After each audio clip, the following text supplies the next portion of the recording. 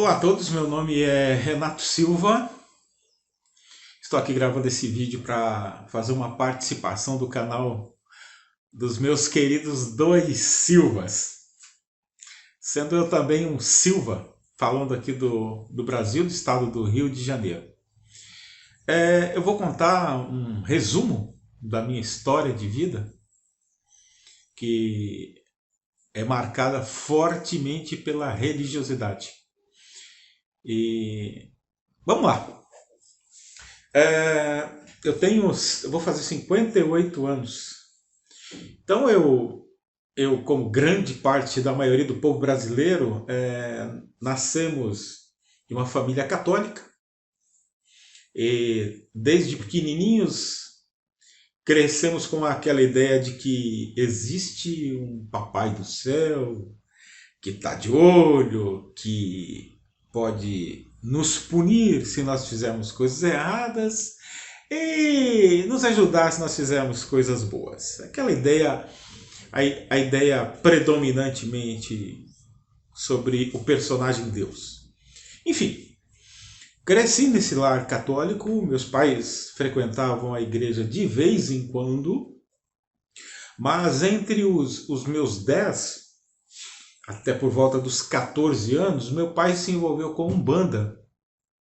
Então meu pai começou a frequentar o terreiro de Umbanda e, consequentemente, sendo eu o filho mais velho de 6, ele acabou me levando com ele no terreiro de Umbanda, que era perto da minha casa, na zona sul de São Paulo. Então comecei a frequentar com meu pai. E achava bacana.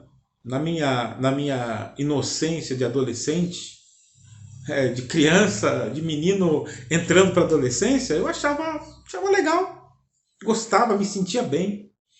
E quando eu estava chegando por volta ali dos 14 anos, eu falei, poxa, isso aqui é legal, né? Acho que eu quero fazer isso também. Achando que aquilo seria uma boa ferramenta para ajudar as pessoas. Eu cheguei para líder daquele terreiro de Umbanda, Dona Ana, e eu disse para ela, Dona Ana, eu também gostaria de me desenvolver, né? O termo que se usa na Umbanda e em alguns segmentos do Espiritismo. Aí ela disse para mim o seguinte, que o meu espírito não era dali, que eu deveria procurar uma outra religião, uma coisa parecida. E tudo bem. Aí, gente, coincidiu de eu estar interessado numa garota. Essa garota estudava no mesmo colégio que eu e começou a frequentar o grupo de jovens. E eu sabendo disso, falei, bom, acho que é uma boa chance para eu me aproximar dela. E com esse interesse eu fui para o grupo de jovens. Aí o que aconteceu? Chegando lá, eu comecei a realmente achar aquilo interessante. Comecei a gostar mesmo daquilo. E mergulhei de cabeça, de corpo, de mente, de tudo. Mergulhei no catolicismo e comecei a me dedicar com 14 anos de idade. E a minha dedicação foi tanta que durante a minha estadia na Igreja Católica, até por volta dos 18 para 19 anos, eu me tornei líder do grupo de jovens, porque eu também, à época, comecei a aprender a tocar violão, passei a tocar na igreja, cantar na igreja, aquela coisa toda. Fiz o curso de catequese no Instituto Paulo VI, em São Paulo, no bairro do Morumbi. Me tornei catequista e ministrava catequese na favela, ao lado da comunidade Capela de São Pedro, que estava subordinada à Igreja Católica de São José Operário, no bairro do Capão Redondo, à época administrada pelo pastor não, Padre Emílio. E aí, gente, nessa minha passagem pela Igreja Católica, eu comecei a querer fazer algumas revoluções. Porque eu via alguns comportamentos do povo evangélico que eu achava muito interessante e eu me perguntava por qual razão, motivo, circunstância, aquilo também não poderia ser feito entre os católicos. Uma das coisas que eu fiz na minha liderança de grupo de jovens foi fomentar a leitura bíblica, porque católico normalmente não costuma ler a Bíblia, nem estudar a Bíblia. E eu comecei a fazer aquilo na igreja. E nesse interim também eu comecei a questionar várias práticas católicas. E eu bati de frente com o Padre Emílio. E bate daqui, bate de lá. O Padre Emílio me convidou a sair gentilmente da Igreja Católica, se é que me entende, né? Ou seja, ele me deu um pé no traseiro. E aí tudo bem. Eu fiquei muito revoltado na época, fiquei frustradésimo, fiquei, sabe? E à época eu era uma pessoa muito querida dentro da igreja, e muitos dos jovens iam atrás de mim em casa, me procurar, me pedir para reconsiderar, para eu baixar a bola, para eu voltar, e isso não aconteceu. Nesse meio tempo, a minha irmã começou a trabalhar com um religioso chamado Haroldo Moisés. Seu Haroldo Moisés era de uma igreja evangélica. Minha irmã começou a trabalhar com ele. Ele começou a evangelizar a minha irmã e, por tabela, a minha irmã também começou a me evangelizar. E vai daqui, vai de lá, eu resolvi conhecer o senhor Moisés. Conhecendo o senhor Moisés, o senhor Haroldo Moisés, uma pessoa muitíssimo querida, muitíssimo simpática, uma pessoa sensacional. Ele começou a me evangelizar. À época eu me deixei convencer pela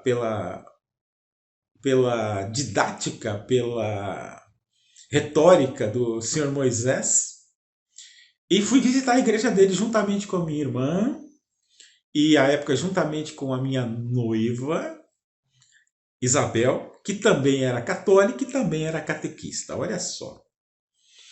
E eu fui assistir o batismo da minha irmã Rosa e à época eu me senti também tocado, muito tocado. E me batizei também na Vila Mariana.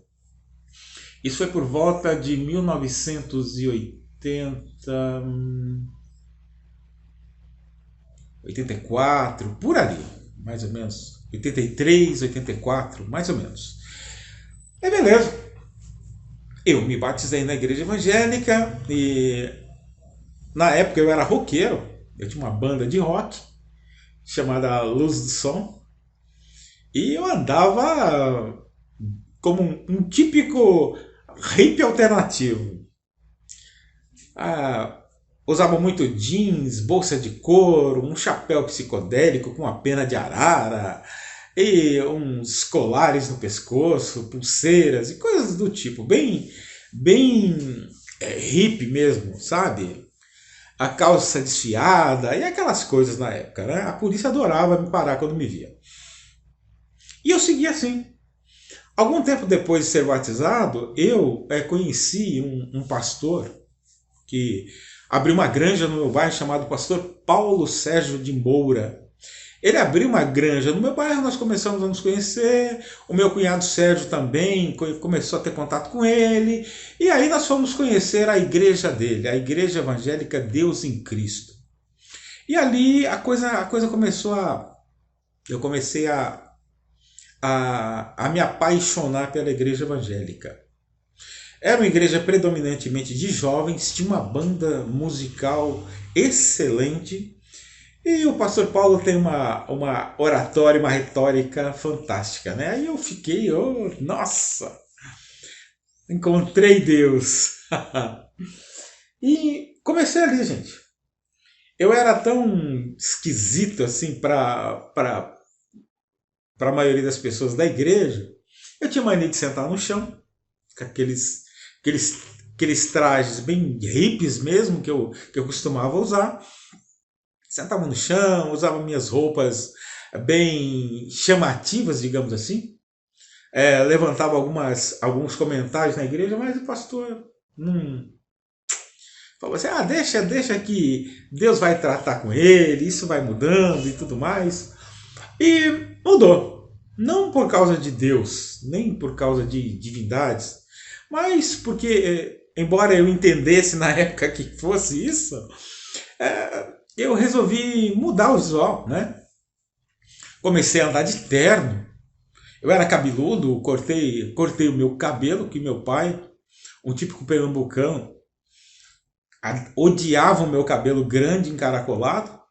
Aí eu cortei o cabelo, comecei a andar de terno e gravata. Nossa, foi uma coisa assim bem engraçada. E fui me dedicando na vida religiosa. É, eu, particularmente, eu coloquei todo o meu coração naquilo que eu estava fazendo. Coloquei tudo que eu tinha, toda a minha energia, toda a minha paixão, eu coloquei naquilo. Então eu comecei a desejar, a querer ser aquilo que a igreja evangélica pentecostal preconizava como um verdadeiro cristão. Então eu era muito dedicado, como muitos jovens ali que estavam comigo à época, meu cunhado Sérgio, José Geraldo, José Carlos, Luiz Carlos, Cícero, e outros jovens ali, nos dedicávamos muito. Então, todo tipo de evento que tinha na igreja, estudos, orações, vigília no monte, a gente não faltava. E ficamos ali alguns anos ali, foram poucos anos ali, talvez 1 ano e meio, 2 anos. E aí surgiu um escândalo na igreja envolvendo tráfico de drogas e o pastor presidente, uma coisa assim bem típica de igreja mesmo, né? E houve um cisma. O pastor Paulo foi, de certa forma, enxotado para fora da igreja, o jovem pastor, e a família que havia fundado a igreja continuou ali com uma outra ramificação da igreja. O pastor Paulo foi para a igreja metodista e a coisa seguiu. E eu e meu cunhado ficamos assim, meio que órfãos, digamos, de igreja. Acabamos indo para uma igreja que foi nos apresentada pelo senhor Durval, um senhor já idoso, um pedreiro, muito respeitado no bairro que nós vivíamos.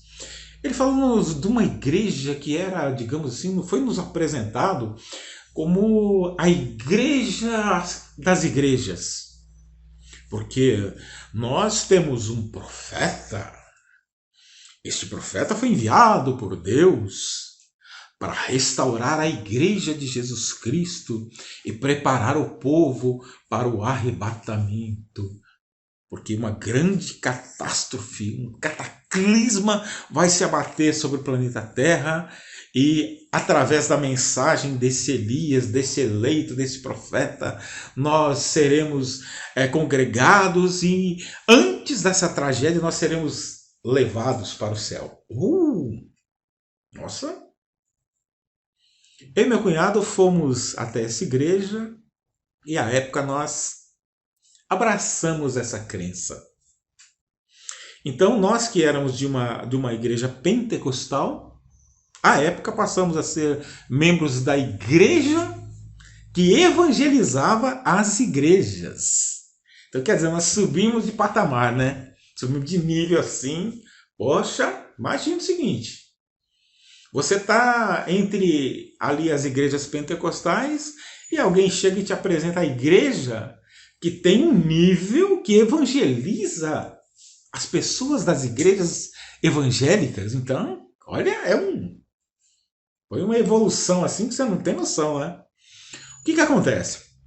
Nós acreditávamos, eles acreditam, que o grupo que está arregimentado dentro daquilo que aqui no Brasil é chamado Tabernáculo da Fé, nos Estados Unidos é conhecido como Tabernáculo Branham. Eles dizem que não são, mas se são, né? Eles dizem que não são uma denominação religiosa, que não são uma organização religiosa, mas são sim.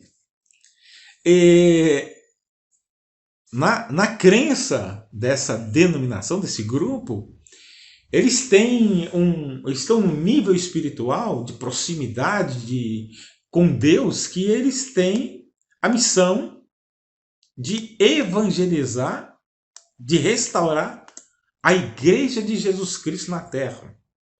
Ou seja, quem está dentro dos diversos grupos religiosos, nas igrejas evangélicas, tem que ser tirados de dentro dela para ser congregado, para ser ajuntado dentro do tabernáculo Branham ou tabernáculo da fé.